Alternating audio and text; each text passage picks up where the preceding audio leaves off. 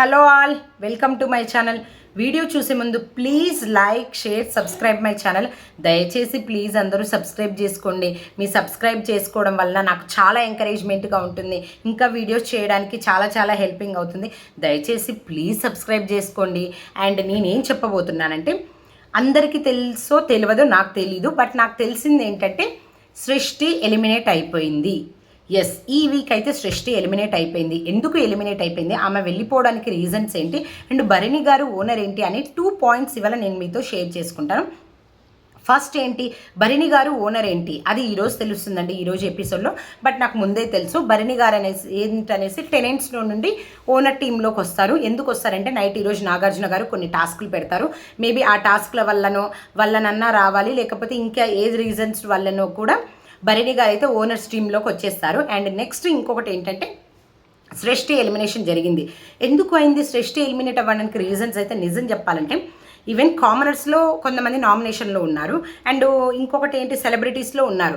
కామనర్స్లో ఏంటంటే అగ్ని పరీక్ష వలన కామనర్స్ యాక్చువల్గా అయితే ఎవ్రీ వీక్ కామనర్స్ పక్కా ఎలిమినేట్ అవుతారండి. లాస్ట్ సీజన్స్ అన్నీ కూడా కామనర్స్ ఫస్ట్ ఎలిమినేట్ అయ్యేవాళ్ళు.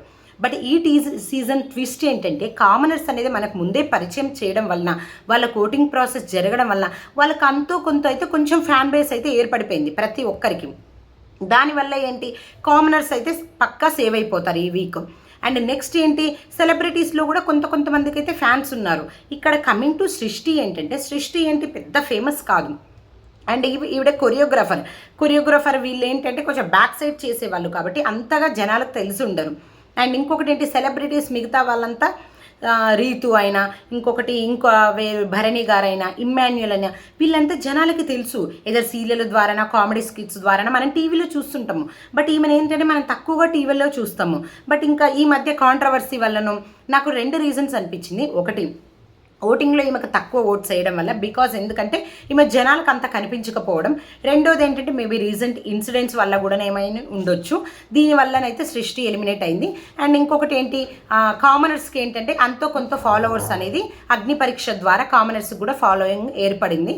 దానివల్ల సృష్టి అయితే ఎలిమినేషన్ జరిగింది. పెద్ద దానికి ఏదో కక్ష కావాలని బిగ్ బాస్ వాళ్ళు ఎలిమినేట్ చేయడం అదంతా నథింగ్ అండి. కేవలం ఏంటంటే ఆమెకు ఓట్లు పడకపోవడం వల్ల, జనాలకు తక్కువ కనెక్షన్ ఉండడం వల్ల ఆమెతోనైతే ఎలిమినేట్ అయిపోయింది. అండ్ సృష్టి అయితే 1 వీక్ అయితే 2 lakhs దాకా తీసుకుందని మనం విన్నాము. పాపం ఇంకెక్కువ రోజులు ఉంటే ఆమె ఏంటి అసలు, ఆమె రియల్ క్యారెక్టర్ ఏంటి అనేసి మనకు జనాలలోకి వచ్చేది. బట్ తొందరగా ఎలిమినేట్ అవ్వడం వల్ల మనకు సృష్టి ఏంటి అనేసి అయితే 1 వీక్లో డిసైడ్ చేయలేకపోయాము. ఎందుకంటే ఆమె పెద్దగా ఆడిన గేమ్స్ లేవు, ఆమె పెద్దగా మాట్లాడిన సందర్భాలు లేవు. మేబీ ఈ అన్ని రీజన్ వల్లనైతే సృష్టి ఎలిమినేట్ అయింది. సో తన ఎలిమినేషన్ మీరు కరెక్టా కాదా ఏమనుకుంటున్నారో మాకు కమెంట్లో పెట్టండి. Thank you for watching. Tata, by by.